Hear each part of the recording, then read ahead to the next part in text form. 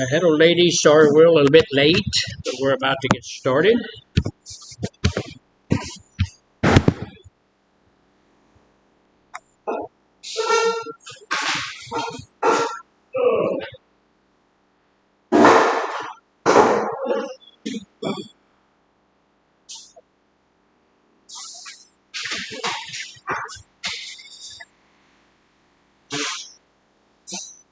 All right, it is. What's everybody doing this morning? Not everybody here yet, but we're going to go over a few things very quickly this morning, and we'll get through with group today, and then see how everything works this afternoon. I do know that a few people are not feeling well.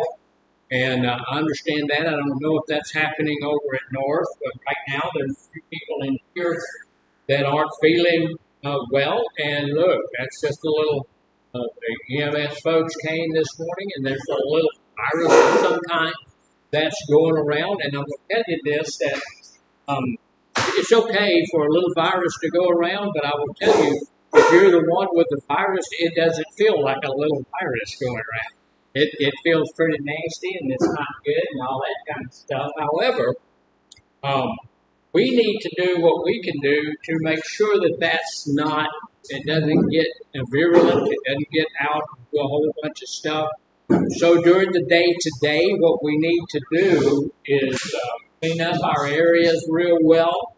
We have some cleaning stuff here, and we need to clean the door handles, clean the bathroom, whatever. If there's something that you touch a lot, we just need to clean that, make sure that that's in good,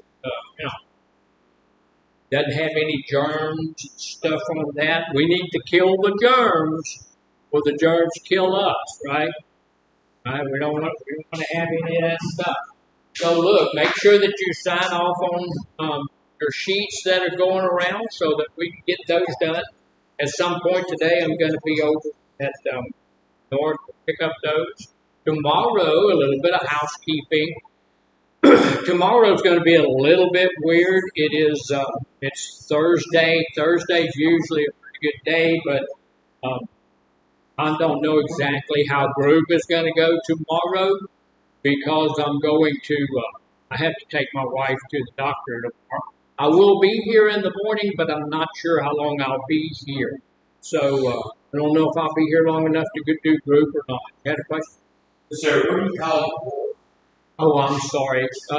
North. It's not actually North anymore. It's North Point. We are South Point, and we're the men's facility at South Point. North Point is our ladies' facility, which is I guess it's about 3-4 miles from here. Is right over there. Yeah, I'm sorry. I don't explain myself well all the time.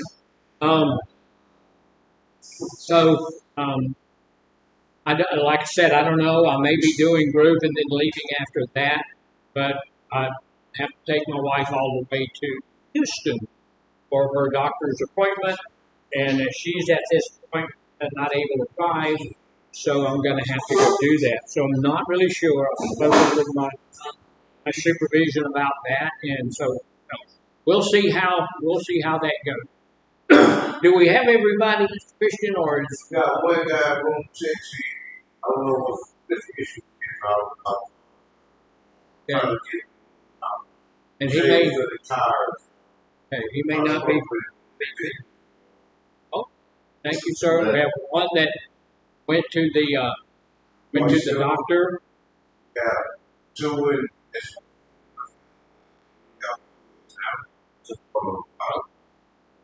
we have some people out, and let me share this with you before we do get started real well.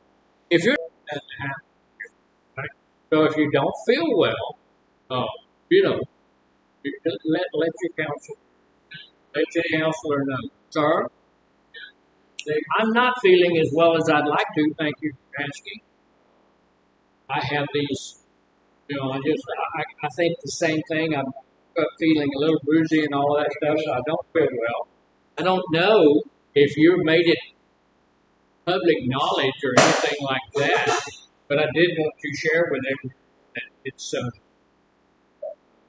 Owen's birthday today, and he's 47 today. And no, wait a minute, less than that, not quite 47, huh? Yeah. 19 years old today. That's a big deal. I was thinking, he told me he was 19 years old today, and I think, wow, that pair of socks that I've got, the little worn them, they're older than he is. So, yeah. So happy birthday. We're so glad you made it to that. Yeah, yeah. So this week, make sure you sign in. Make sure you signed in so that we can read it. This week is Family Week, and isn't it? Is it Family Week? What is it? Somebody tell her. Spiritual Week. That's right. It's not Family Week. Spiritual Week. And so we talked a little bit about it on Monday about being unfamiliar with spiritual things and stuff like that. Yesterday was supposed to be, we don't do group in here on Tuesdays, but yesterday is supposed to be confusion. So some believe that some things transcend the physical world. Hey, it's up here, bro. Well, there's 2 people at the hospital. There's 2 people that's out for other things, and there's I'm still believing, bro. Yep.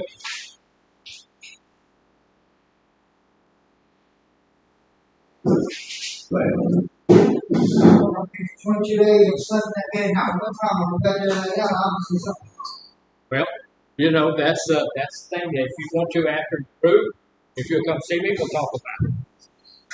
We're in the group, but if you don't feel like doing group, I understand that. I don't feel like it either. Say that again. I'm sorry. My hearing is the artillery took most of it, so I do have these hearing things on, but sometimes they don't. And we will, we are going to talk a little bit more about the AA stuff and all that. We're going to have a schedule that's going to be given to you guys on Friday. This week, we're going to be kind of going a little bit hit and miss, but it is a requirement. We have to go at least twice a week.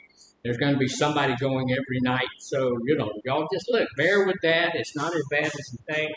Go see what's going on. Get what you can out of it. And then, take what it applies to you. If it doesn't apply to you, let it fly, and it'll be okay. And then Friday, you will get a schedule of who's going the next week and when you're going and where you're going. Some of it's a little bit late. I do understand that. They do the late groups because there are people who work and need to go, and they're getting off a bit later. Somebody gets off work at 6 o'clock. They need to go home and get a little something to eat, and then get cleaned up and stuff, and then go to the group. That's why the groups, some of them are a little bit late. We're still working on that. Y'all give us a minute to get all the kinks lined out, and a couple of months from now, that thing's going to be a great program. It's going to look good and all of that stuff. Be better at it. But we do apologize for not being great at it right now, but it's going to take us a minute. So you believe that there's some things that transcend the physical world, but we don't have any spiritual grounding at that place or belief system to gain further understanding of a spiritual health.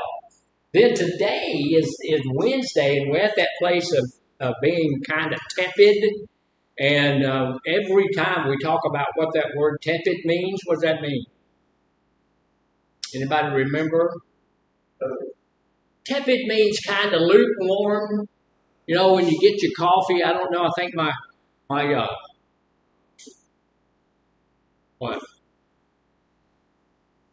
machine that heats things up, what's that called? Microwave. Thank you. My microwave may be going out because I heated my coffee cup up this morning for 2 minutes and it still wasn't too warm. It was kind of tepid. And so that's the way that is, just feeling a little bit not, we don't have a real spiritual connection. Or just kind of, there may be something, but I just don't really feel it. So tepid means that what they say is you have some exposure to a spiritual life, although little effort has been made to explore the meaning of a spiritual life. or towards adherence to any set of spiritual principles. And look, when we're talking about spiritual principles and stuff like that, does that mean going to church? To some people, it does. Some people, that's where you get your spirituality from. Some people, that's where that comes from. I get a lot of my spiritual practice comes from going to church and doing worship and having a good time with the Lord.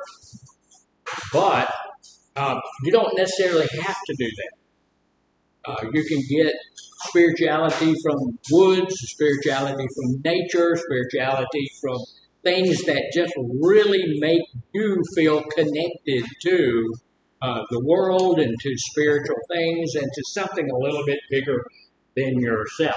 So, one of the things we're going to do real quickly this morning, everybody signed in, make sure you got the name on the sheet, and do it. Look, and my signature is not all that good, my handwriting is not all that good. I've been doing it for years and years and years and years.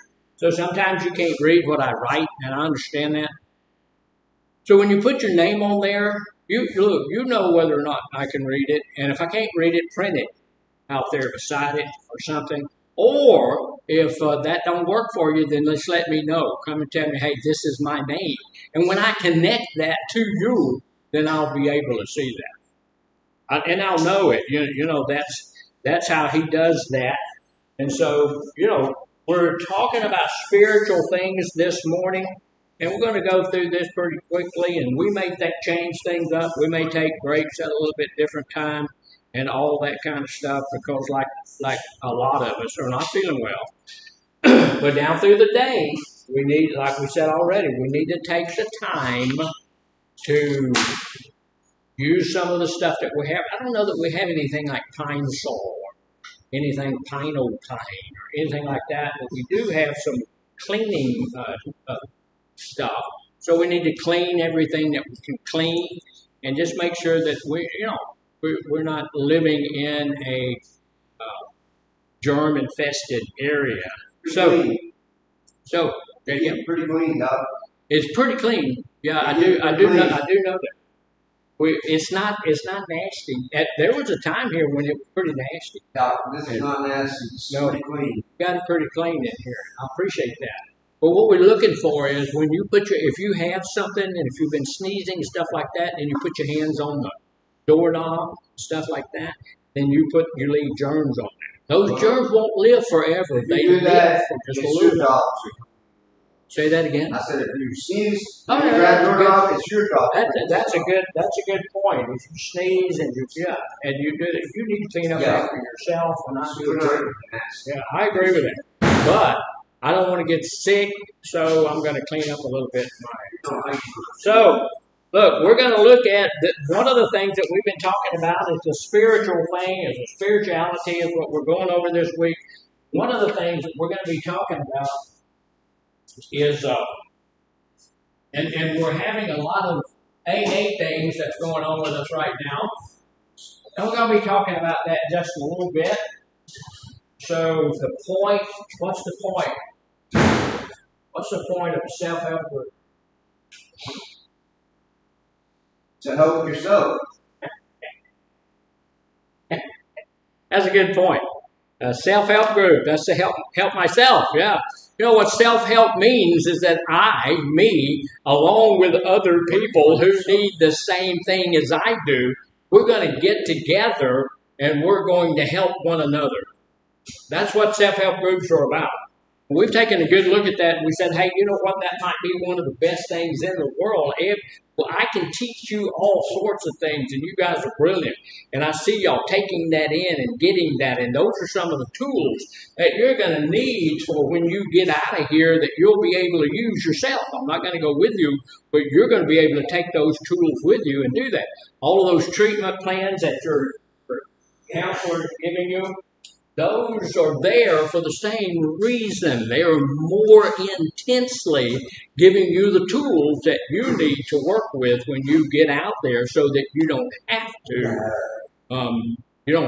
to lose your sobriety just because you're not here. So those tools are things that you're going to be able to work with. That's the same thing. That's why we're using the self-help groups. That's why we're going to AA, NA. There's a Celebrate Recovery that you can go to. If you'd rather do that, we can get you involved in that. But that's something you have to agree to and go do that because that's a God thing. But this is another thing that you can use when you get out. It's self-help, not other help. Yes? Do y'all have an outpatient program? Say that again to me. Do y'all have an outpatient program? All of this is outpatient. When you're not. This is intensive treatment right here. AA is outpatient. It's not. Oh, okay. Yeah, they don't put you into a facility and keep you there. So it's an outpatient type of thing. So yeah, so we're going to look at step 3. And this is why we're looking at step 3 this morning, because we're in our spiritual deal this week. And step 3 says this. Anybody know what step 3 said? What does it say? Make a decision. All right. Thank you, Mr. Trey Dan. All right.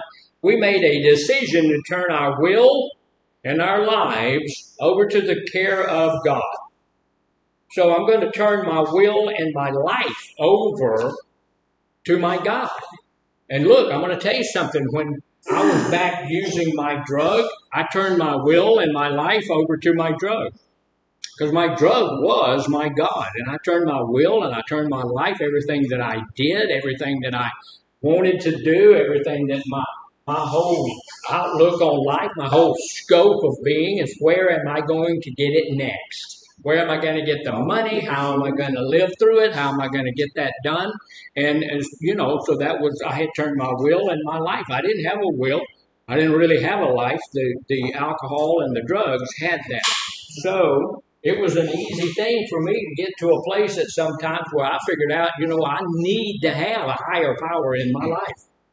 I need that.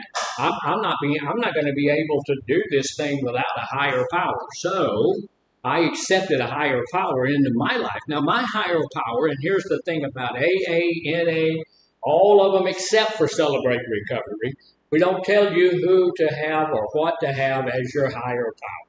A lot of folks accept something like the group as their higher power. Because you're more powerful than me. I'm 1, you're 20, you're more powerful than me. However, I took a look at that. I'm not going to turn my will and my life over to you. I like you, but I'm not going to turn my will and my life over to you. Not going to do that. Not willing to do that. I'm not willing to turn my will and my life over to an inanimate object. I'm not going to do that. So I had to find a higher power that worked for me, and my higher power, I didn't have a problem turning my will and my life over to.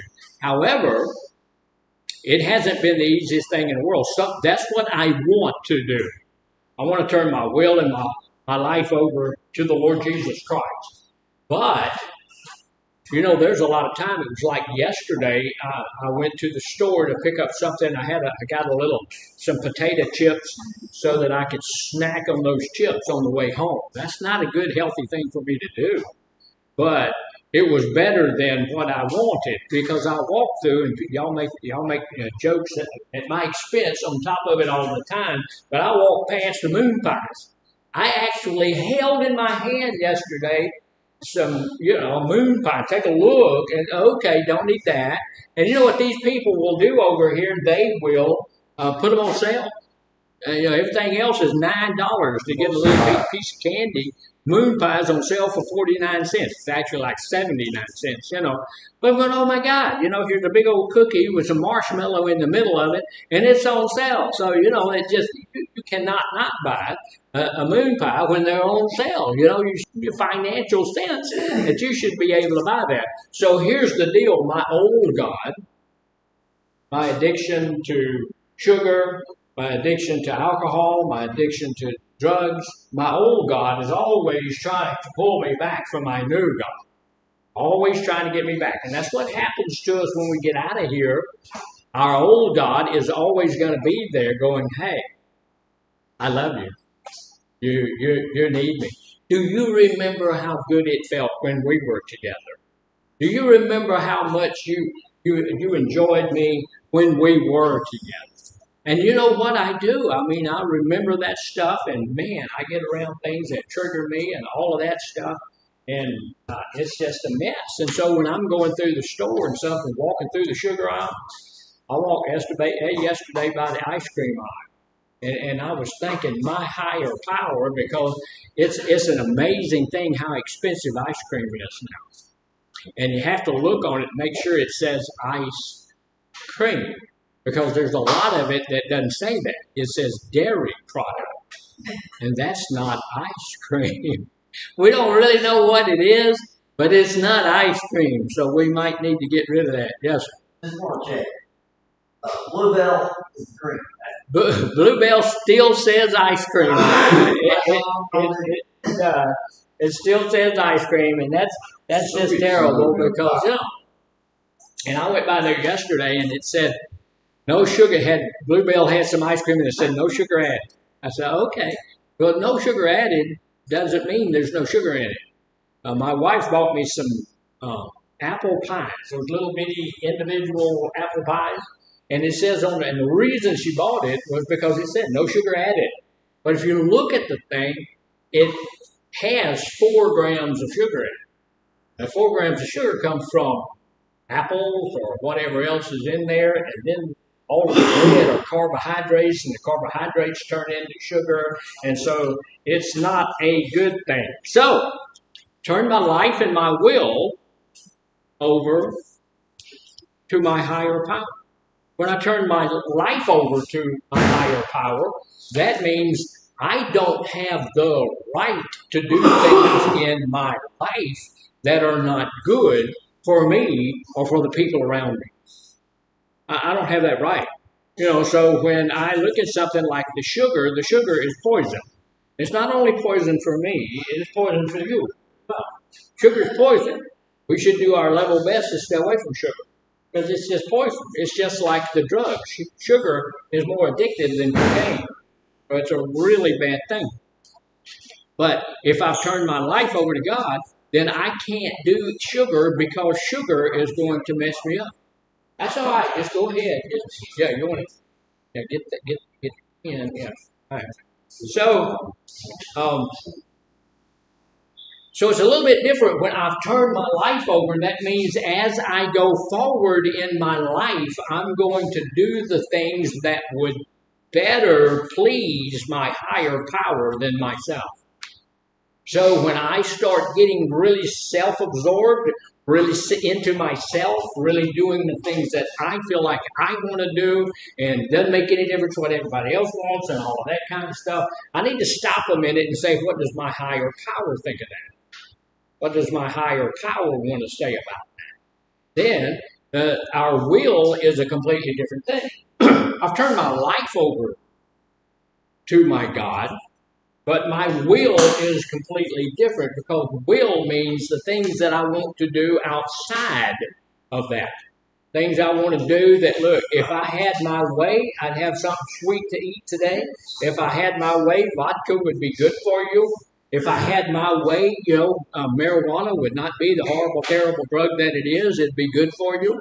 If I had my way, the drugs that I have that I like that change your mood and change your lifestyle at that point in time would be good for you. But unfortunately, that's not the case. So I have to turn my will over to God too. Okay, my will is something. My will has to be turned over to His direction so that He can direct what He wants me to do. And so every day I want to know what is it that my God wants me to do. And if I can get to that place, then I can be in a whole lot better place for myself. When I turn my will and my life over to my God, that's going to make my own self. I'm going to be better for me than, He knows what's better for me, and that's going to work better for me. We made a decision to turn our will and our lives over to the care of God as we understood it. Step 3 of AA asks you to turn your will and your life over to a higher power. There's a couple of things that we need to take a look at when we're thinking about turning our life and our will over to a higher power, we need to look at that through self-reflection as we take another step toward having a successful recovery and having a successful life. My successful life depends upon a successful recovery. If my recovery is not successful, there's no way my life is going to be successful. And the way that we know that, the way that I can say that, is I can look at my life before my recovery. My life was not successful before my recovery. I became successful after I got into recovery. After I get off of alcohol, after I get off of drugs, then I can have a good, successful life. If I don't do those things, then having that's not going to work for me. So here's the deal. I'm going to reflecting on step one. Y'all remember what step one is? You don't know what step one is? All right. So if I reflect on step one, I'm going to look at in what areas of my life have I tried to exert control over my life without success. So, step one tells me that I'm powerless and that I have lost control. I have no control. My life is uncontrollable. I can't control it myself. And if we look back at when we were actively using, were we in control? No, I wasn't in control. When I was using, I wasn't in control. The alcohol was in control of me.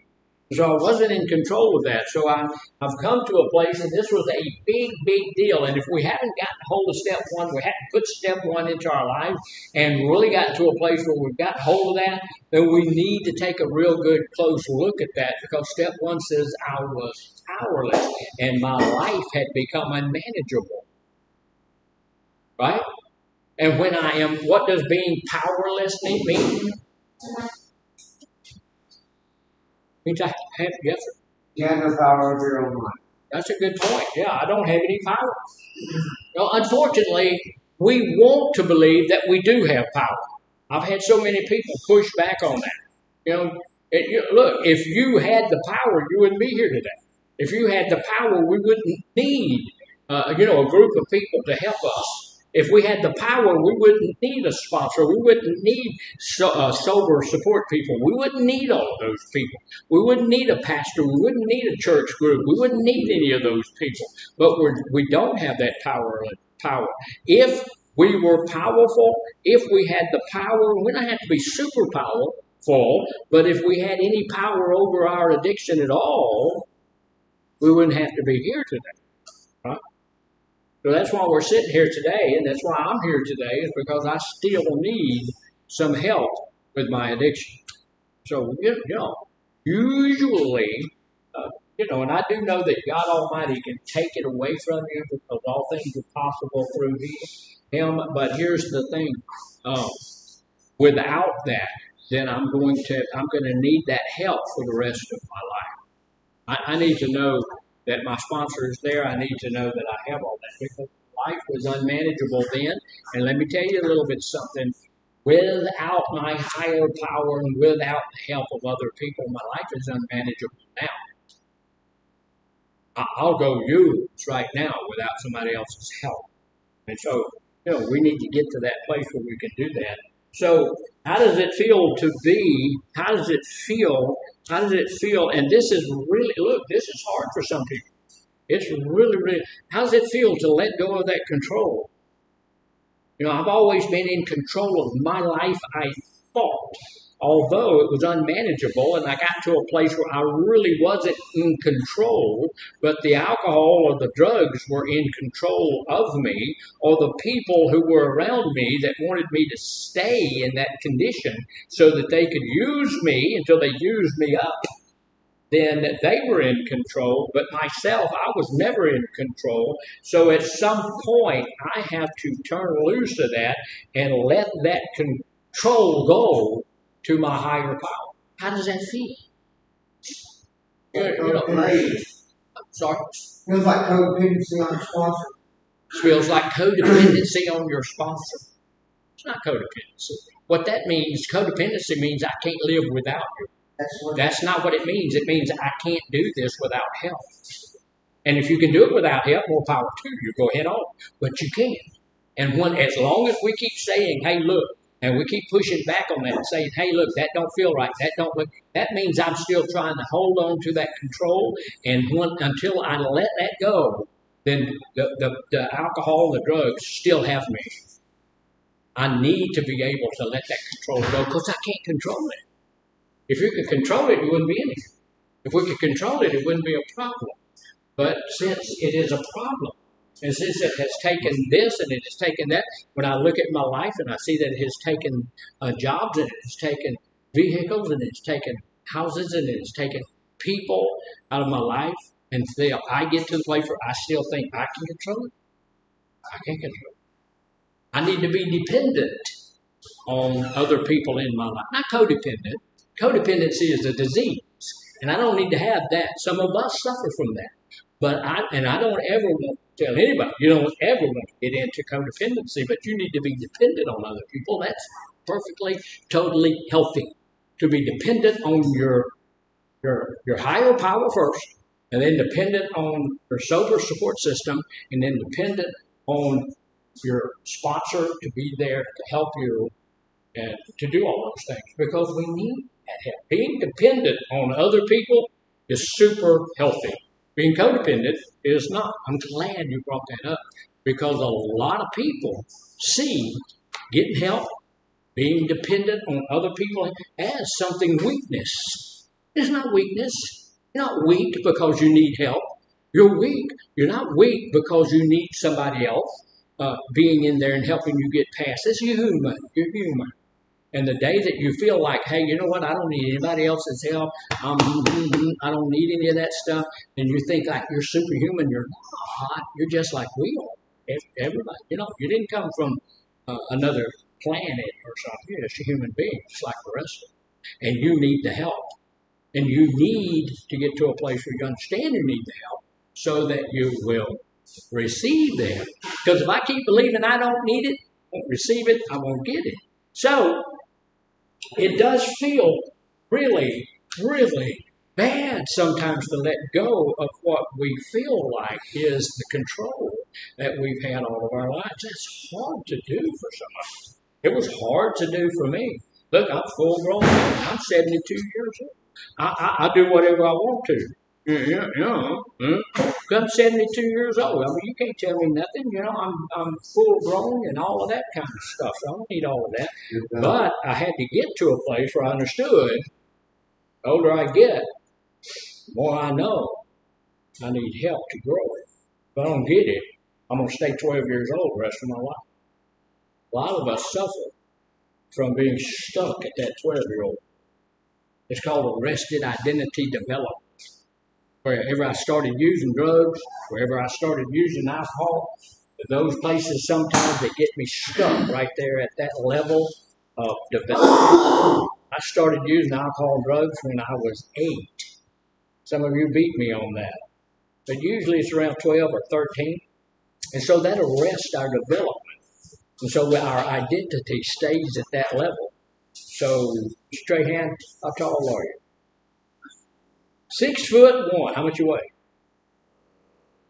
200 pounds, 6'1". So what that tells us is that if I'm suffering from arrested identity development, then I have a 12-year-old who is 6'1", 200 pounds. Y'all ever mess around with 12-year-old people? They can be dangerous, They'll go off and they're gonna punch on you and they're gonna do all kinds of crazy mess and they're gonna yell at you, cuss you out, and do all that kind of stuff. Because at 12, we have full-grown men who act 12. Why? Because they are stuck at that level and they haven't moved on. We're still pirates. So we need to get beyond being a pirate, because you ain't a pirate. Get beyond that and become a full-grown person. That's what we need to do. So, we reflect on step 2. We take a look at step 2. So, when we get to step 2, that forces us to take a look at how do we how do we see, how do we personally understand our higher power? Who is our higher power? What is our higher? What's that about? You know, I went to AA. One of the things they let me know is how you need a higher power. We don't care what it is. We don't care who it is. But you need a higher power. What you got? I see something rolling around it. Okay, so if you can't save yourself, you need something higher than you to be able to save you. Yes. Yes. I think that's a really good point. I can't save myself. I need something higher than me, something more powerful than me. It's really easy to find something more powerful than me. Right? I mean, look, the group's more powerful than me. Probably any one of you is more powerful than me. Yeah. Um, but I don't want a higher power that's just a thought. I don't want a higher power that's not real. I want a higher power that can cause something to happen in my life. I want a higher power that can move in my life and cause some things to be real in my life.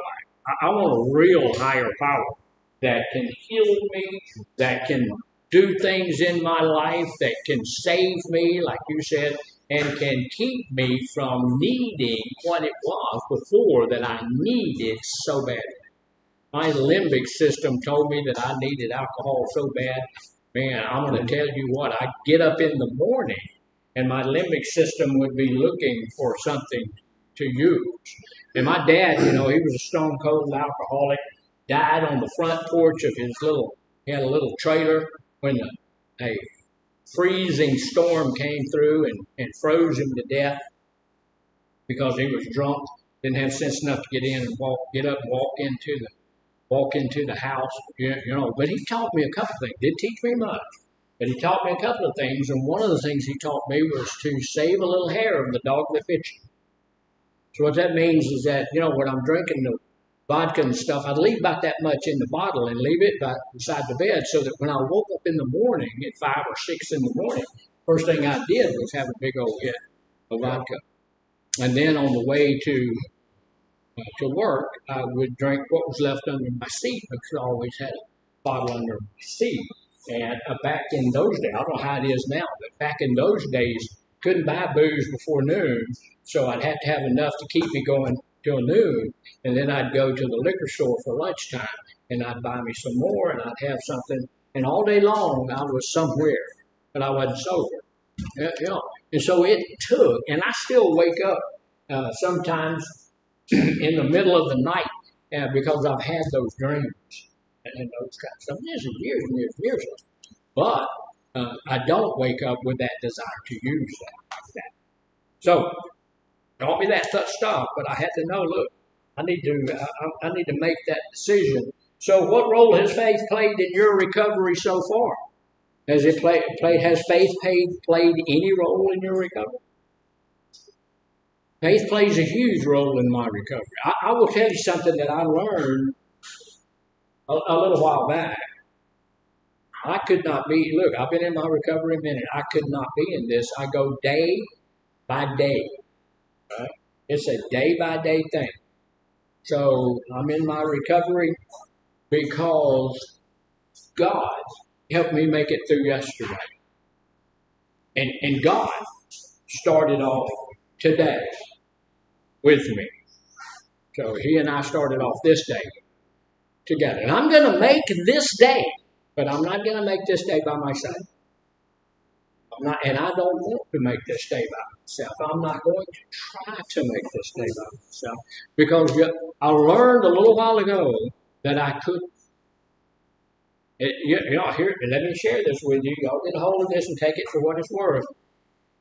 It takes a whole lot stronger man, stronger woman to stand up and say, I in myself don't have the strength to do this. I need help. If you're not at a place yet where you can say, hey, I'm not strong enough to do it, I need the help, then that's a weakness in your life. And you need to work through that weakness because that's weak. Saying, look, I need the help, that's strong. That's a strength Being able to say, I can't do this by myself, that's a strength. That's not a weakness. The people who say, well, I'll go, those are the people who are going to fail because they don't recognize their own weakness. It's a weakness to not be able to say, I'm not strong enough to do this on my own. No, it don't seem like that. It kind of seems oxymoron, right? But it's true. Sometimes what looks like strength to us is really a weakness, and what looks like weakness to us is really a strength. So look, try to make that point. Own life, am I weak in this area? Am I strong in this area? Because here's the deal: I have to look at strength and weaknesses in different ways. Not being able to reach out for help, that's a weakness. It's a weakness. Being able to reach out for help when you need it. When we go down the hallway and sit in that little room there and talk to Miss Risa, strong people down there. Strong people down there. When you go to your counselor and say, hey, I need to close the door, strong people do that. Not weak. Weak people are the ones who stay out here and refuse to do those things. Those are weak people. So, and I'm not saying anybody here is weak. I'm not saying anybody here is strong. I'm saying that's something you need to know about yourself. When I can understand myself, I'm going to tell you, I'm weak in a whole bunch of ways. I know y'all may not believe it, but I'm the most stubborn guy you're ever going to run into. Look, I'm going to run it till the nails fall off. It's going to, the wheels are going to fall off before I quit riding the bike. All of that kind of stuff. And it's all because I was self-willed. Got this, I got this, I got this, I got. And somebody somewhere said, hey, you know what, really, you ain't got this, it's got you, Bubba. That's okay. You might be right. Well, I figured out, look, I don't got it, it's got me. Then things changed a little bit. Right now, faith is a real big thing in my life. We made a decision, and that's a big part of it. We made a decision.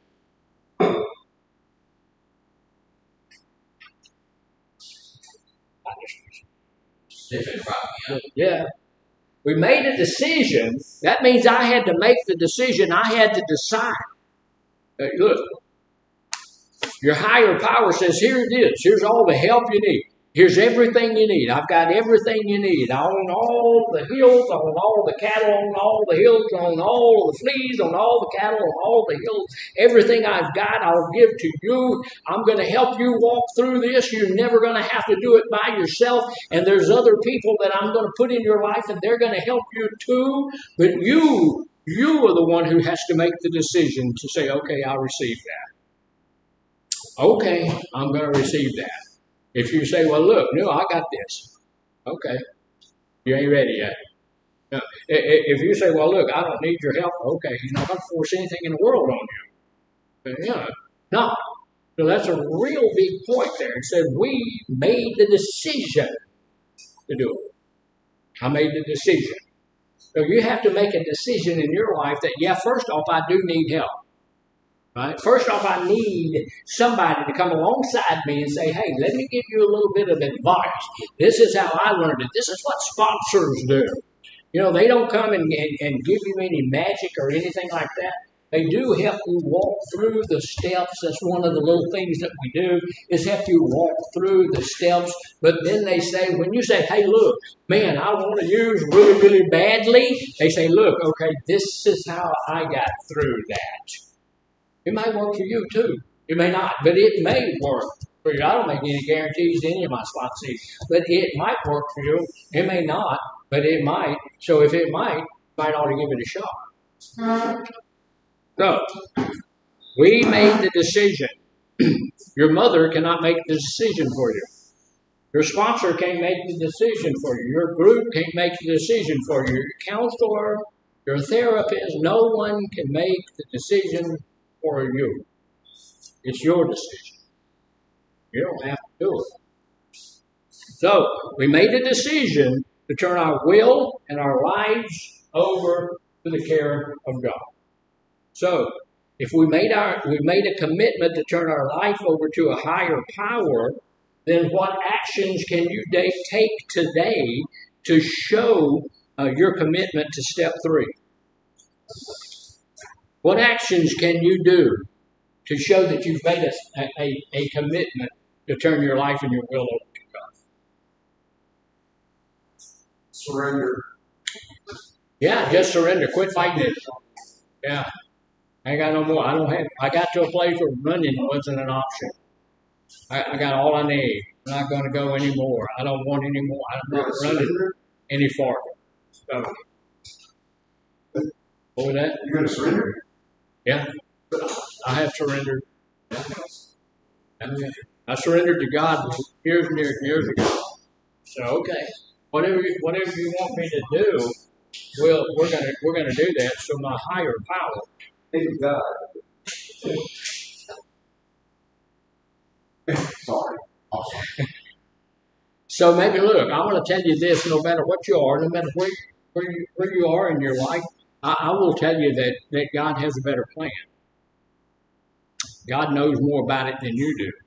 So your higher power is somebody you know. If I'm going to make a commitment to my higher power today, one of the things that I'm going to do, this is just me. You do what you want to do, but what I'm going to do is say, okay, what do you want me to do today? Not, we talk about, look, I'm going to let God rule the rest of my life and all of this kind of stuff. That's real good stuff. But here's the thing. I want to do that by giving Him today. I want to give God Wednesday. I want to give God the 23rd of April, 2026. I want to give God just this day. Just this day. That way, when I go over to the store here in a little bit to get a piece of fruit or something for lunch, when I walk through that store, I know that there's going to be candy and there's going to be cookies and there's going to be all kinds of crazy mess off in there that's just, man, I don't need any of that. I'm also going to pass by 2 liquor stores on my way home. I don't need any of that. But if I've given God this day, just this day, Wednesday, just this day, then I'm not going to do any of that stuff that I personally want to do. I really badly would like to have, I like cake and I like pecan pie. You don't know when break time is. You have no idea. You just don't know. You just keep hoping it's break time. We got a few more minutes though. We're just hoping it's break is time. It's coming. You hang on. So I'm just going to give my God this day. That demands, if I've given God this day, that I'm not going to do anything that's going to be bad for my body, because I believe this is the temple of my God. Question. Yes. Like, I was watching TV the other day, and there's a guy there that he murdered a kid and a babysitter and found some DNA, and he murdered his son years before that. Yes. My problem is with this, that was God's plan for him. No, I don't believe that. Okay, no, so good God, no. why was he put in this world? And this is something I struggle with spiritually, and I don't see no reason behind. Because the devil's here too. Yeah, I understand that, but God created the devil as well. Yeah. Supposedly. That's look. That is. This is the kind of stuff I struggle with. I understand that, and that's a deep theological question, and it's true. Why on earth would a loving God allow some piece of trash like that to do that? And I've seen people like that. That's what makes me question. I know people like that. God can all of us free will. Yeah, and this is one of the things that I wish that he hadn't done. Of course, he's God, and I can't question that. But he did give us. Well, he did give us free will so that we can go out there and do those things. But a lot of people that get involved in stuff like that, here's the thing that's hard for us to understand. Whatever you do, God still loves you. And when He died on the cross, my God died on the cross for all the sins of the world that ever happened, that are happening now. or that will ever happen. So he died on the cross for all of us. He died on the cross because I had a nasty thought about somebody that walked through our room, a lustful thought or something like that. He died on the cross for that. But he also died on the cross for that guy who murdered that baby. He died on the cross for that person. So he died on the cross for all of those things. So if we get to the place where we actually repent of those things and ask for his forgiveness, it is available to us. We don't look. We God is the creator of all things. He did create the devil. The devil got to a place where he thought he was better than God, and he wanted to sit on the throne of God. And he is the God of this world right now. So there's a lot of crap in this world. There's a lot of it there, and it's a deep theological question. And I do have a book for you. I'll get it, so that you can, so that you can read that. So we're going to go ahead and take our break. Back about 15 minutes after, and we'll finish this up.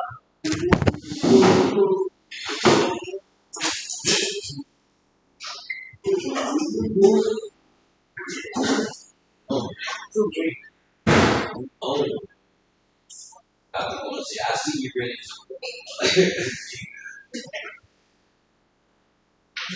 How do you do?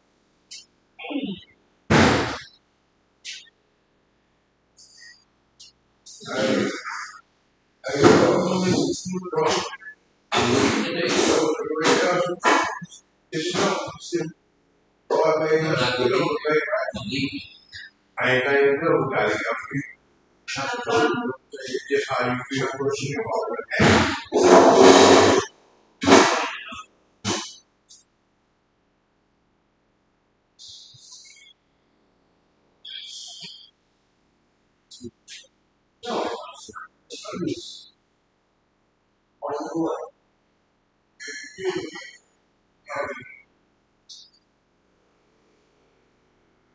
I don't know. Nobody told me that. Oh, that's cool. That's what I did. Yeah, She gonna I think you put that over. You did cool things. one thing I know, understanding these words. Yeah.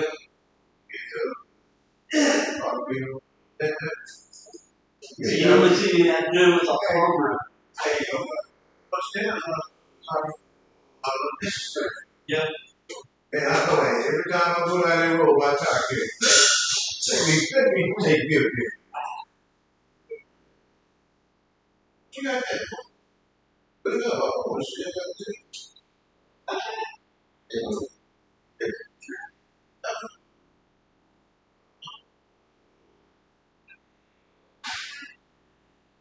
Anything can be weaponized. Then you take work. I don't have no understanding. Hey, Christian, I have no understanding. Some rules I know. Yeah. I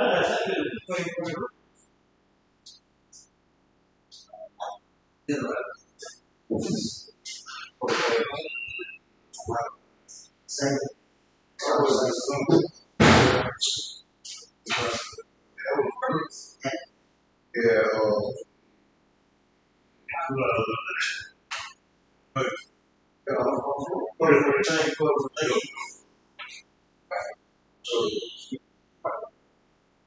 you know, you could have been a king. You could have been a king.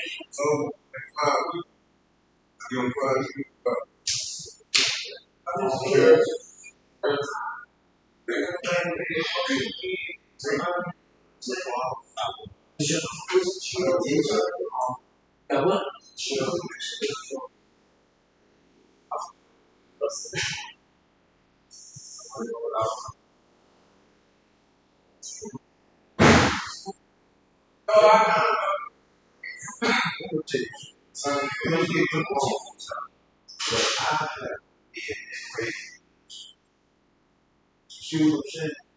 Sometimes it's getting back and it's being expired because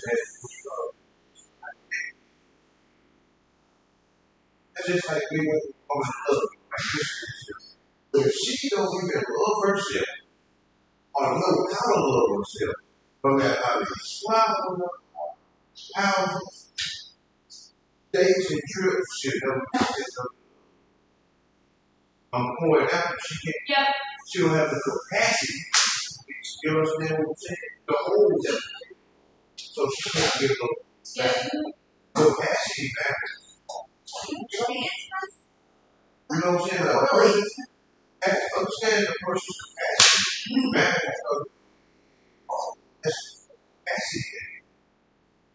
So you understand what I'm saying? They can't go beyond because that's where they at. Like, man, I know her car, I don't know her house, she just, no, she don't have the capacity to hold. She's really loving you with all she got, but it's you that you can't realize it because it's not how you have different capacities. That's what you know.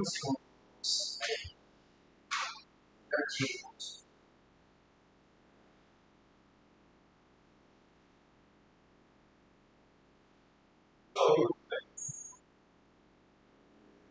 that's why you have to understand people's capacity. If all I know is abuse, then I ain't gonna be able to see nothing past it. I'm gonna be shell shocked with everybody I meet. Everybody. Become in the room and tell me good things. But I don't have the capacity yet. Yet. So that moment of help is not good. I'm not gonna understand. I can't bring you to understand something I don't understand. But when I do understand, that's what makes bring this all. Yeah. Yeah. Yeah.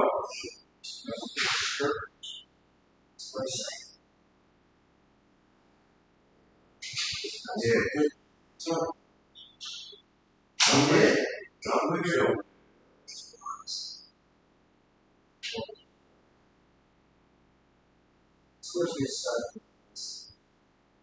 But I prefer to know, like we were talking about,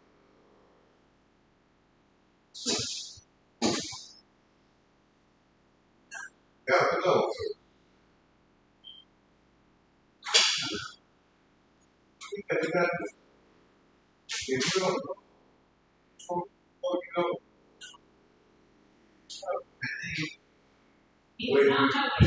yeah, we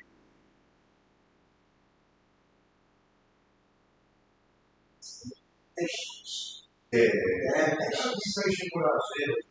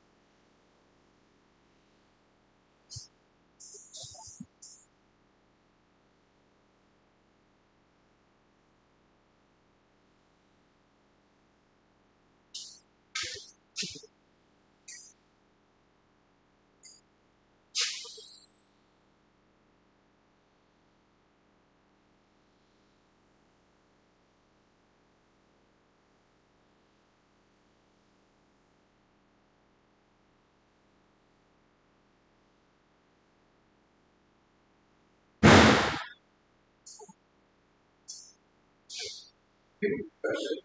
Fruits. Amen. So, hey, go ask him. I'm telling you, go ask him.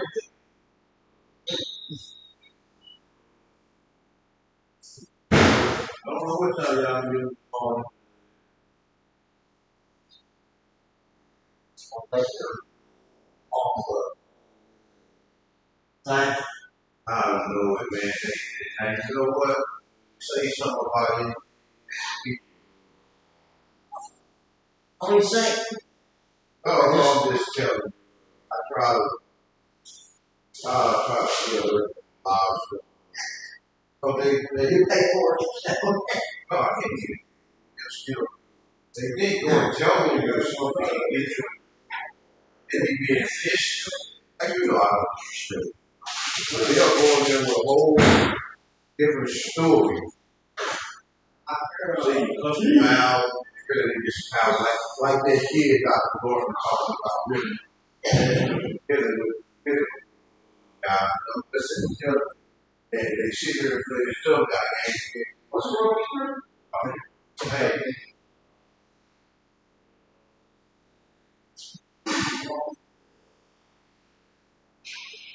Oh, did you?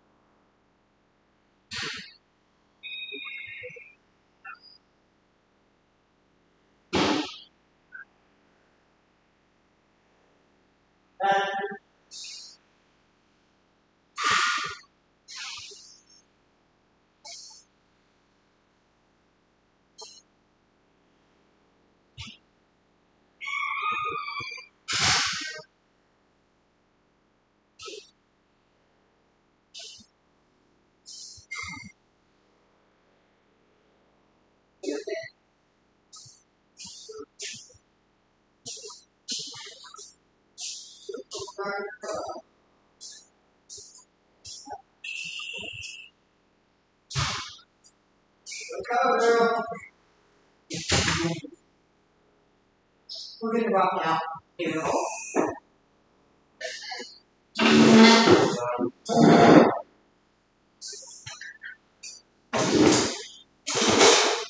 Rock out there right now. Yeah.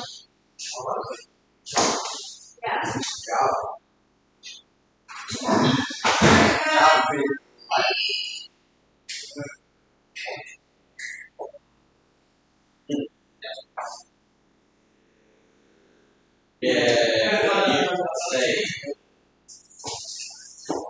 hey, I thought about looking up the day birth. I said, all right. Gonna start? Where's everybody at? In bed at 6? In bed at 6? I don't know where it was. Who's the doctor? Where you want to pray? That's cute on that. Here. Let's do this.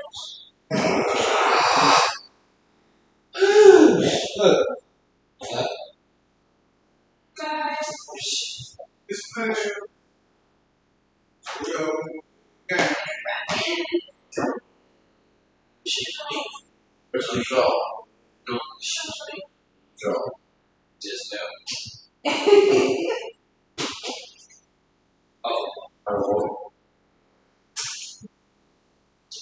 I got you in my name tag.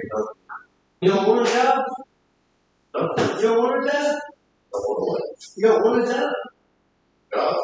Hey, you said you had it, so you said you don't want it. Yeah, he don't want to work.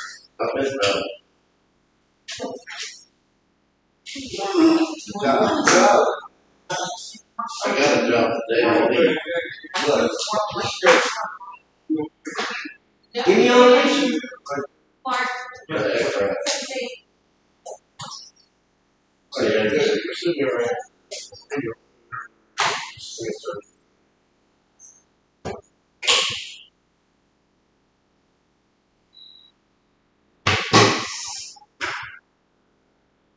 Alright, stragglers.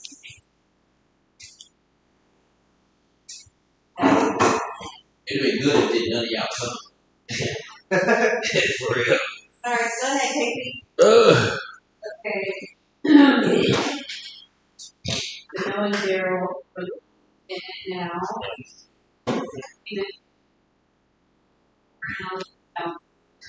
And we did get along as well now.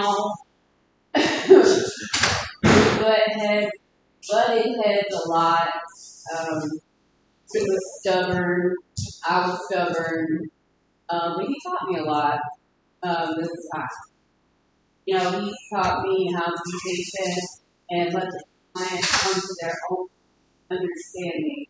And that's what I could tell that you were very serious about. I could see that you really. And I want to hope and persistence and that's it.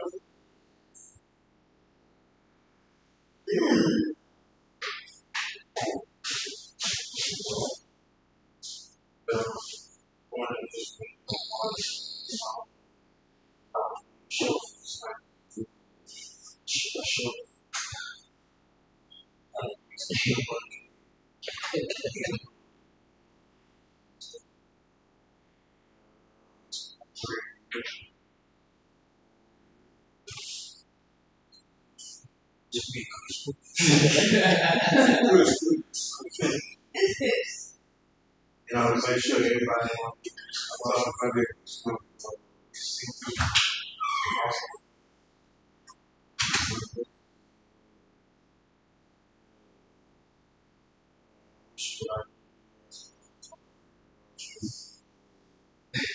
thinking about when playing basketball.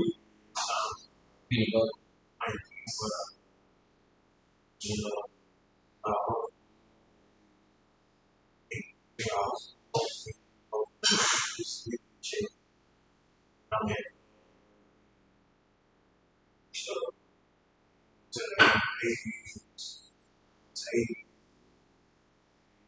83, so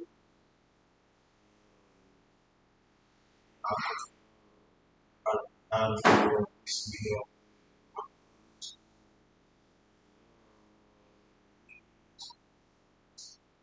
some like I like some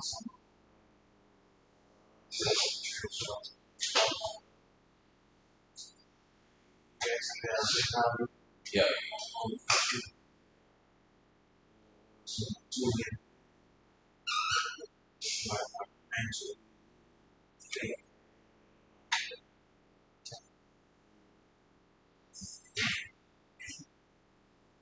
I just know you that good girl.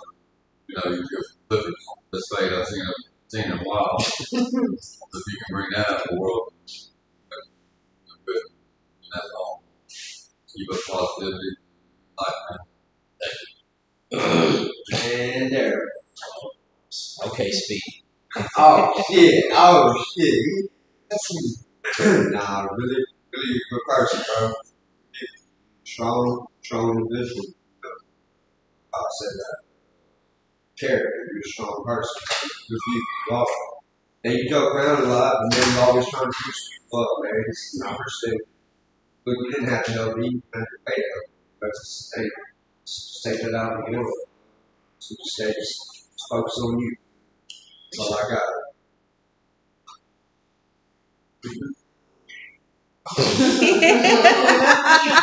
Hell yeah. Yeah. Yeah. Yeah. Oh, I ain't know what was gonna happen. thank you. How about that? I don't really know you that good, but I know that you have a good heart. And intention is 95% of the law. I just pray that people out there keep stuff. Make you proud of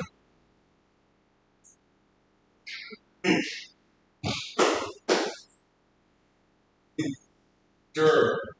No. Don't just stay out there. Stay positive.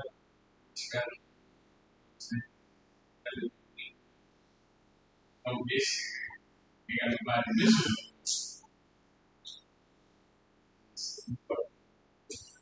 Oh, now that your head, Tim. Oh yeah, you're motivated. Stay. That kind of school. Yeah,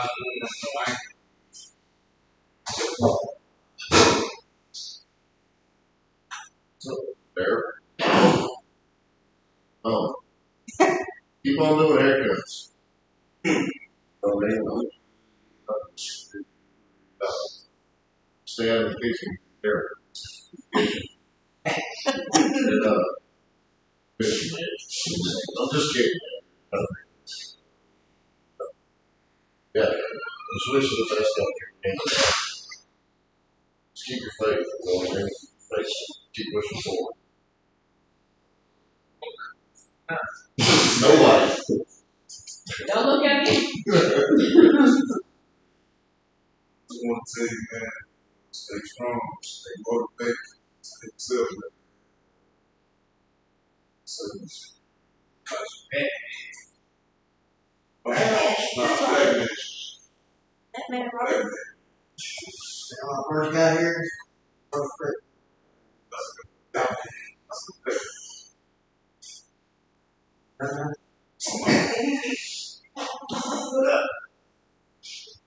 Man, things are good, and wish I get better. So, it's like a arrangement, Christmas fire. Yeah. Okay.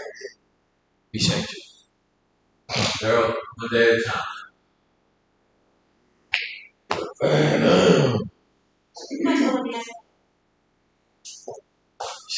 Time to go. Yeah, pretty serious. You know, I like to play around pretty seriously at the time. It's, some people do, some people don't. Some people will, some people won't. And if you put a little piece of cotton in your ear, you lay over the rest of those rocks. Keep that in mind. Christian, would you like to say something to come to Daryl's Rock? Yeah, appreciate the things you've done for the guys and his staff. You're a great person all the time. Like I said, you know, I think awesome. One day at a All right, Daryl. time. So, you did give us a hard time when you were here the first time. Poor Casey, and then when you come back, I said, I got this one. Don't worry about him. I got this. I think I said you could have it. She said, you can have him. I said, well, I got it. Not that, it was more or less like you wanted this for yourself more than I wanted it for you. Right? And sometimes when people come in, sometimes your counselor wants it more than you do. But this time you you, like my grandpa would have said, you had to buck up, do the right thing, and put your nose to the grindstone. And that's what you did. You persevered through it all, even if it was hard for you. You were in group, did your assignments. I didn't really hear much negative from Dr. Bonner, so that's always a positive. You know, and I just want to put in here discernment and faith into your rock, because I know that when you go into somewhere, don't make sure that you feel that discernment. Don't just fall into the crowd. And I think you're more of a leader, and I don't see you falling into the crowd. But keep your head up. I know you have people where you're going that are friends, but don't let your friends deter your sobriety.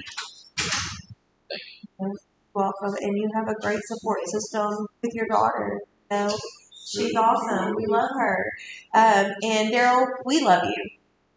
And I want to see you back in 6 months because you're going to come up here and you're going to tell the next group of guys how to do it, how you did it. So now I'm going to present you with your certificates.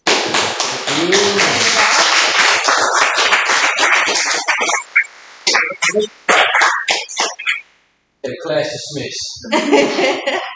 I just want to say, man, when I got here the first time, man, I was knucklehead. I just want to say I apologize for mistakes, making my journey hard. But this time I got here, man, I just knew I needed it. I wanted it. Even though I struggled ups and downs, if it wasn't her, any one of them, like, to be honest with you, I was sitting in, I was having like a freaking breakdown. I couldn't figure it out. It was wrong. But she came and she said, "Look, yeah, it's that shutdown." I go in there and talk to her. She said, "I seen it." I said, "Well, why you kept walking then?" She walked right past me, And but it's a great program, man. You just gotta want it. We all goof around a little bit, but at the time, at that designated time, man, it's time to buckle down, man, and get your life together. Because if not, you're gonna repeat the same cycle again. That's something that almost 60 years old, I want to live. Actually, really want to. I want to grow.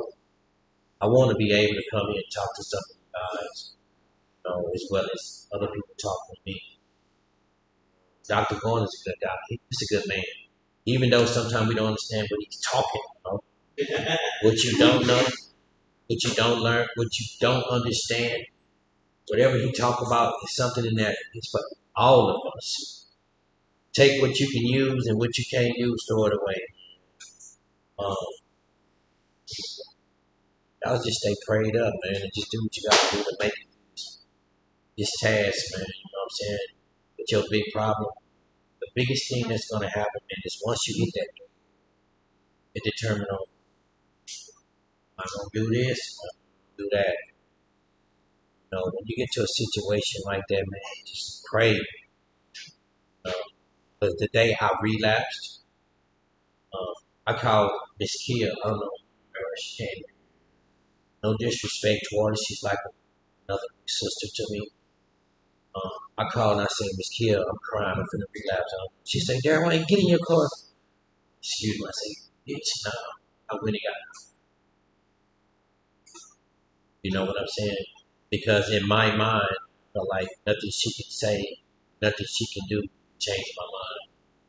So what I'm saying, don't get so far down to where you can't talk to somebody. As soon as you get that urge, man, call somebody. Because it's like self-destruction, but it's not good. And I didn't even think about my first hit coming in my last hit. I told y'all, I had a minor heart attack, struggle. It's shot, I understand. God seen faith in me for some reason. Why you want my situations? You know what I'm saying? But here I am standing here telling y'all some of my testimony. Man, it can work. Let it work. Appreciate y'all.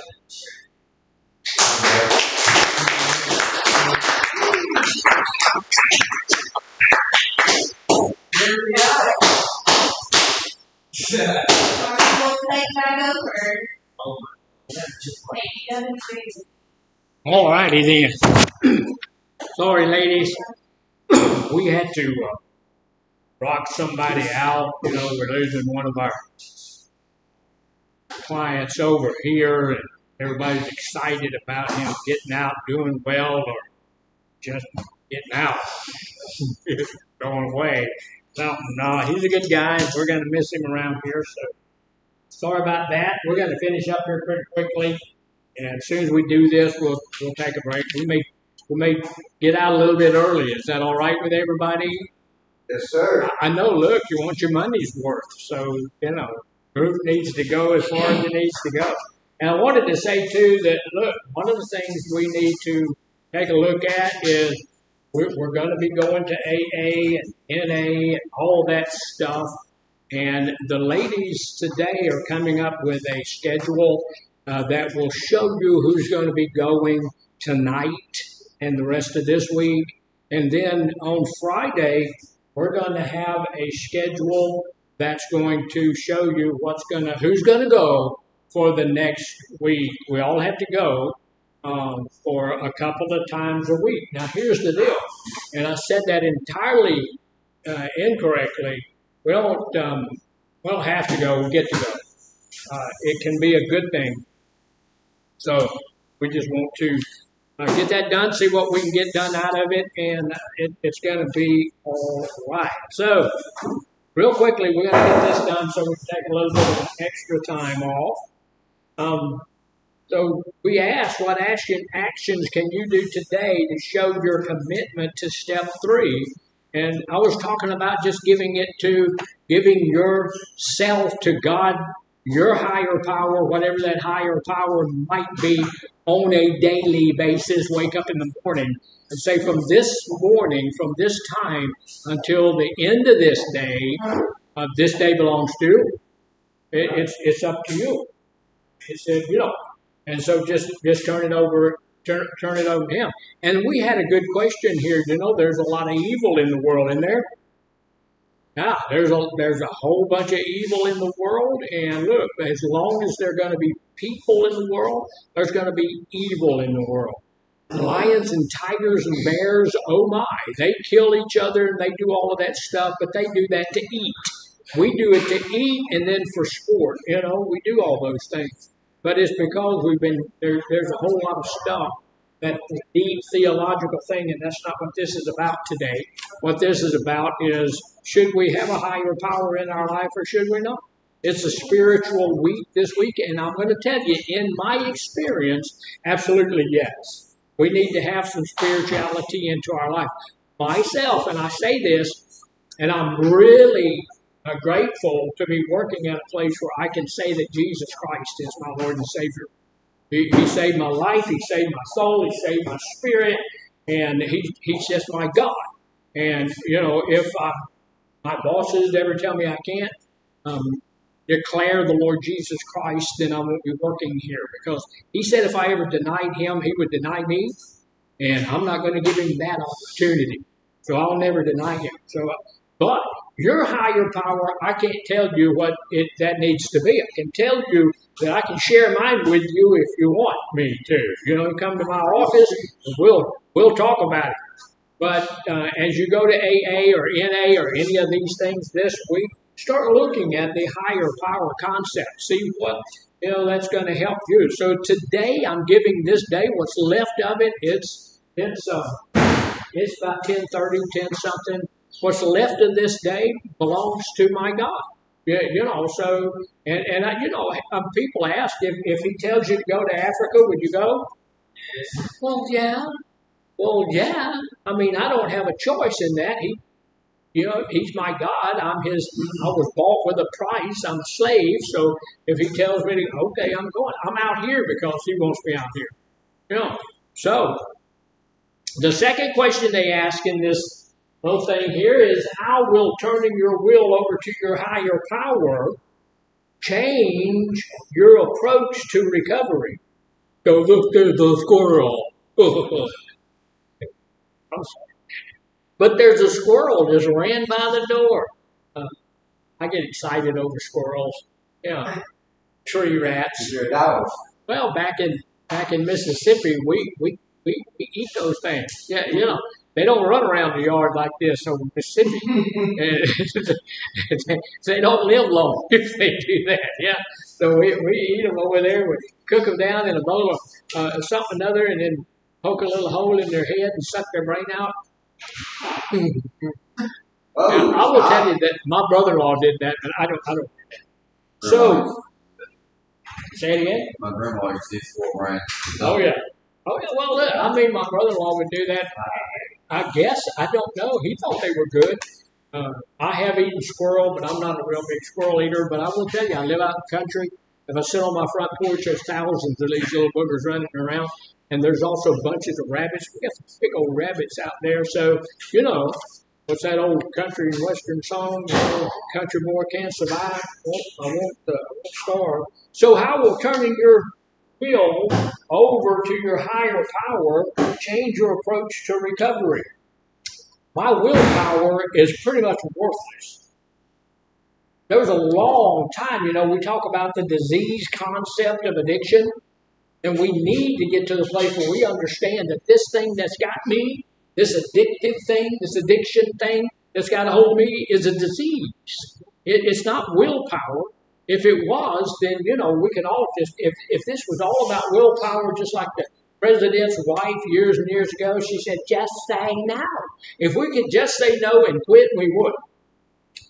The terrible, horrible things that this disease has done to us down through the years, if it was willpower, if we could just say no, of course we would do that. If it was just a moral issue, if we were just bad, nasty, ugly, stupid people who didn't have any other choice but use drugs and alcohol, we would go somewhere and figure something out, go good in a monastery or something like that, and get away from it. It's not a moral issue. It's not willpower issue. It's a disease. And so here's the deal. If I turn my willpower in my own willpower, guess what's going to happen? I'm going to use. I'm going to use. If it's up to me, if I use my own willpower, I'm going to use. But if I turn my will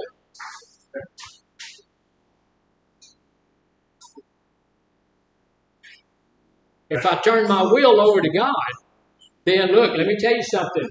We were talking about this a little bit earlier. It is not God's will that anything nasty or ugly happen to you. One of the things we need to get a hold of is that no matter what you do, you can't make God love you any more. You can't make God love you any less. He just loved you because he is love. That's just what he does. That's who he is. And so here's the thing. If we turn our will over to him, then the best thing for us is what's going to happen. The worst thing, I can get myself messed up in the worst thing. Sometimes, do I do the best thing for me? Sometimes. Sometimes I do. I got married. I've been married for 53 years. That was a good plan. I think God put her in my life. But here's the deal. I made the choice to ask her to marry me. She made the choice to say yes. And so that was in my own willpower, I think. And that did really, really, really, really good for me for my whole life. But if I keep myself in my own willpower, then I'm going to always do something that's not a good idea. I'm going to wind up eating something I shouldn't eat. I'm going to wind up going somewhere I shouldn't go. I'm going to wind up doing something. I had a guy that told me I just go to the bar to play pool. That makes sense? No, he's not going to the bar to play pool. He's going to the bar to stay in the lifestyle. If I stay in the lifestyle, then I'm going to start using. pretty soon. If I turn my will over to God, He's going to say, there are some places, there's an old Christian song, years and years and years ago. It says, I know. There are some places, there are some things that I can't do. There are some places I can't go. And that bar is one of them. Yes. They do have pool halls, right? They do. There are places other than the bar where, and that's a good point. There are places other than the bar where you can go and play pool, or on the real deep end of it over there, if you want to, you can go buy your own pool table. Get your foosball table. Learn something different. Change your lifestyle. So how will turning your will over to your higher power change your approach to recovery? One of the things in my early recovery that I tried to do was stop and just white knuckle it. Just not going to use it, just not going to use it, just not going to use it until I did. So when I turned it over to God, every time that it was time for me to use it, He showed it to me. Every time that it was time for me to use it, every time I had the opportunity, He said, look at what happened last time. I kept replaying that over in my mind. The last time I had a car wreck, I had a pickup truck, and I was going down the road and went off in a ditch and hit a tree. And let me tell you, the tree made it, and my truck didn't. Totaled my truck, but the tree was fine. If y'all concerned about the tree was fine. But God brought those things to my mind. This is your life without me. This is your life with another God, and that God was alcohol. So here's the deal. We need to look at the drugs that we're using as our God at that time, because we did turn our will and our lives over to that drug. But now that I've turned my will and my life over to my higher power, what would He think about it if I did that? What would He think about it if I did this? What would He think about it if I went there? This is not a place He would want me to be. So if it's up to someone else, then, it makes a difference in my life, right? If it's not up to me anymore. It's not up to me if I go into the porn shop. That's not up to me. That's up to Him. And He doesn't want me to go there. And it's up to Him whether or not I go into the liquor store and not going into the liquor store. Have I been in the liquor store since I got sober? I've been in one. I went into a liquor store there was a guy that had a liquor store in our neighborhood when I was pastoring a little church in, forget where that was. I was pastoring a little church, and I went in and gave him an invitation to come to our church. And he turned me down flat. But anyway, that was the only reason I've gone in there. And I'll tell you what, I was nervous while I was in there. Everything in there was screaming my name. So I got my buttocks out of there as quickly as I could. So how would it change my outlook on my recovery? If somebody else is involved in my recovery and it makes a difference to somebody else, then it's going to change my outlook on my recovery. This is not all about me. It's about me, and it's about my family, and it's about everybody that's involved in it. You leaving? You're gone. So, what fears or reservations do you have about that? What fears or reservations do you have about taking that step? What's the fears? What's the things that come up when you think about turning your life and your will over to your higher power? What kind of fear do we have in that? Anybody have a fear of turning their will and their life over to God? Not knowing what to do. Not knowing what to do? Yeah, what does that mean when I turn my will and my life over to Him? I'm still going to be living, but yeah, that's a big one. Means you're giving your dirty up to the Lord. Giving your dirty up to the Lord. Okay. You're asking the Lord for guidance in your life. Asking for His guidance and all of that kind of stuff. There are some fears there, it's kind of fearsome that I'm not going to be in control of me anymore. I'm not going to be in control of me. Now, I've been out of control before. I mean, when I was drinking, I was out of control. There were times I had blacked out. I could take one drink of vodka there at the end of it and black out. Y'all know what a blackout is? Y'all had one? That's That's alcoholic or drug amnesia. So that stuff is gone. I mean, you'll never get that back. You're still operating. You're still getting along, but it's an amnesiac episode. You'll never remember that because it's just gone. But here's the deal: I was out of my own control then, but the control was given to my drug and given to my alcohol and stuff like that. But there's still that fear of giving up my control. This is one of the reasons, and y'all look, I'm not talking about anybody in particular in here when I say this, but that's why some people say, well, I don't want to take a drug that might keep me from using my drug of choice. If there was a drug out there that you could take that drug on a daily basis and it would make it impossible for you to use your drug of choice, would you take it? People, no. Why not? Why wouldn't you take it? No, yes, I would. But you can get a higher power that like instead of taking any kind of drug, but instead of taking this placebo effect, instead of taking this methamphetamine, you could just take the Lord.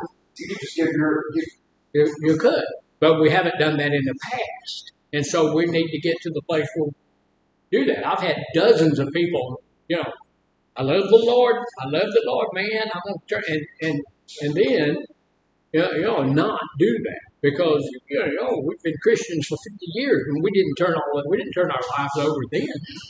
We still use the drugs, we still use the alcohol, and so one of the reasons I don't want to take a drug that would keep me from using my drug of choice is because it takes away that choice. That place where I can use that as a coping skill is taken away from me. And so I want to have that there just in case. I don't want to take something that's going to keep me from doing it. That's one of the fears of turning my life and my will over to my higher power because it takes away my ability to do anything I want to do. You know what? I talk to people all the time, and every other word is a cuss word. F this, F that, MF this, and all of that kind of stuff. I like to tell folks like that, my vocabulary is high enough where I can tell you anything I want to tell you without having to use profanity. But if you have turned your life and your will over to God, will He stop you from using profanity? God is trying to stop yourself. Maybe. Maybe not. I have a lady in my life who is a real strong believer, and she still uses profanity.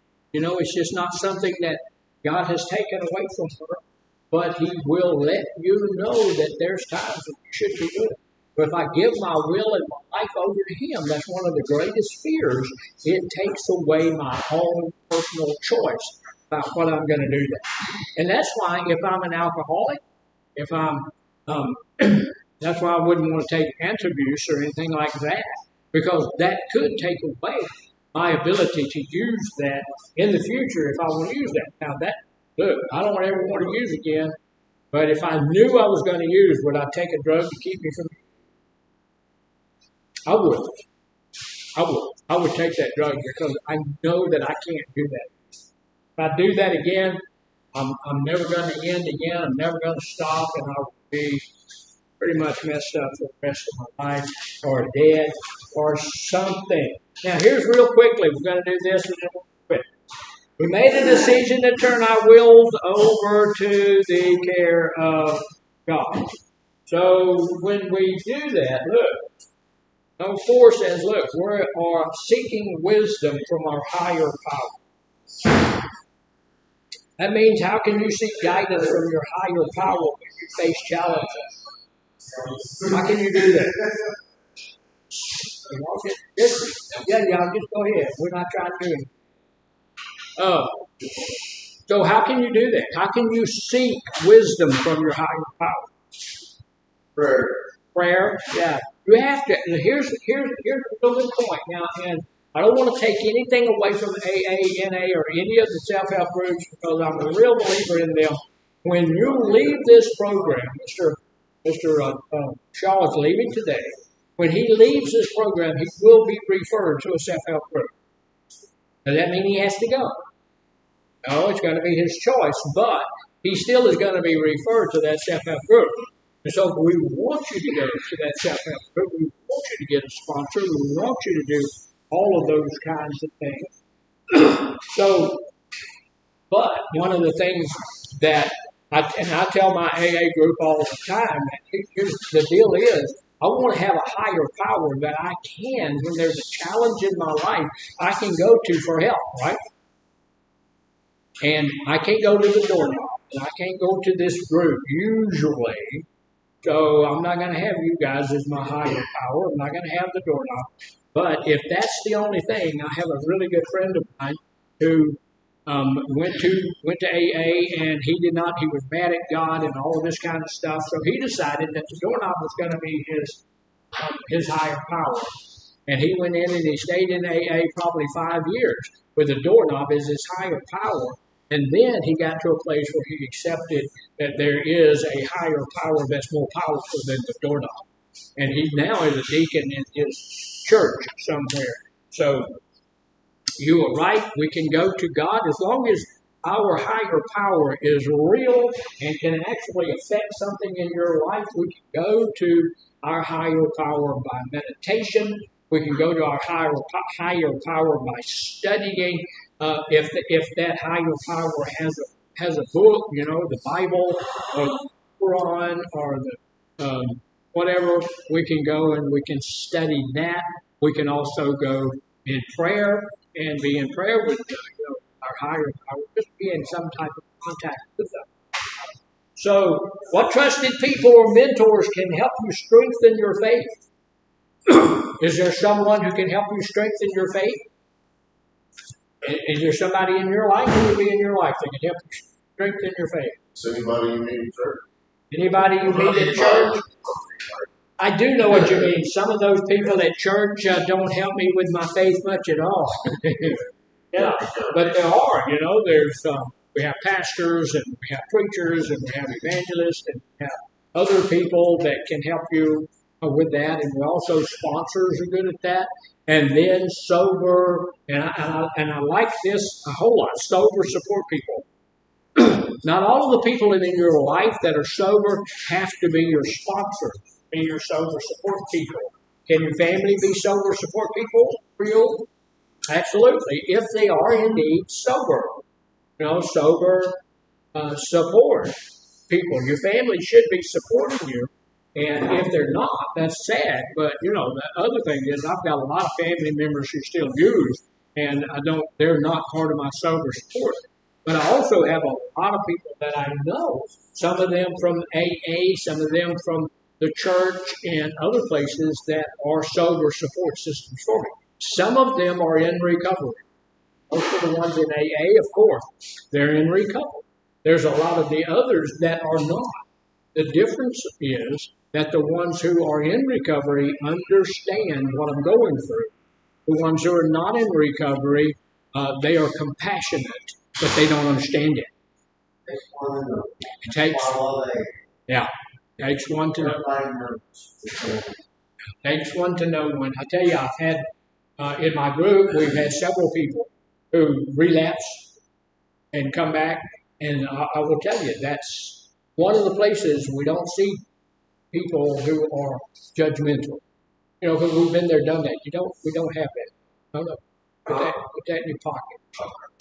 That's not your pocket. Can't be on the desk or anything else. We don't bring cigarettes in here. Yes, sir. Well, I found that when I got at AA, this church, always love church. You're not going to find people in church who don't understand you. So they don't understand. Right, and you're exactly right about that. And what I'm saying is there's a lot of times that the people in the church, although they're supportive and they love on you and all of that kind of stuff, they don't understand that. They don't understand what you're going through. The exception to that would be your Celebrate Recovery people, because Celebrate Recovery is AA for Christians. It's just what it is. It started in Saddleback Baptist Church which is one of the biggest churches in the world over in California. Guy started it over there because there were so many people in the church that had drug and alcohol abuse problems. And so his pastor there said, well, go ahead and start it. Now it's worldwide. It's all over the place, and it's a huge thing. But you're right. This is why most of the counselors on our level are going to be people who have been in recovery. It's not necessary. You don't have to be. There's a lot of people who have educational levels, and they can help a whole bunch in that. But people who are in recovery know more about recovery because they are in recovery.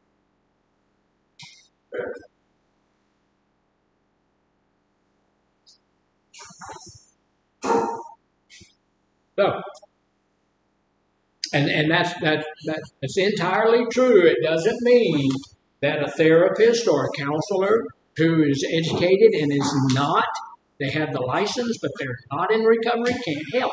It doesn't mean that, because they can help on a much deeper level. But only people who in recovery know where you're coming from, have walked on that side of the road. So that's why that's helpful. So we need to dip from both places, right? So we have those people in there that can strengthen our faith. We have those mentors. A lot of the time we need to look at moms and grandmas and places like that, people like that, who can help us too. And then real quickly, we talked about this already, so we're not going to spend long on it, but what practices can you use to connect with your higher power? And we've already talked about it. You brought out prayer, and then somebody said meditation and things like that. Just sometimes it's a good thing to just get alone with your higher power. Good thing, look, I love going to church, and I love praise and worship and stuff like that. But I will tell you this, that just being alone by yourself out in the woods with your higher power, that's a big deal. So we need to do that. So we can pray, we can meditate, we can all of those kinds of things. Again, we share this with you. You will be getting a little list over here, and I know that Miss Venencia over there is working on getting a list together about who's going to AA or NA or whatever we're going to do tonight. And so you'll get that list, and that'll go forward, and it's going to be a wonderful thing. You're going to thoroughly enjoy it. I understand that they have steak dinners there. I don't know. I don't go to the ones here. Mine is way off. But if they're not having steak dinner tonight, it's not my fault. That's just something I heard. And I'll be over there after all, ladies. Thank you, gentlemen. Look, y'all interacted really well.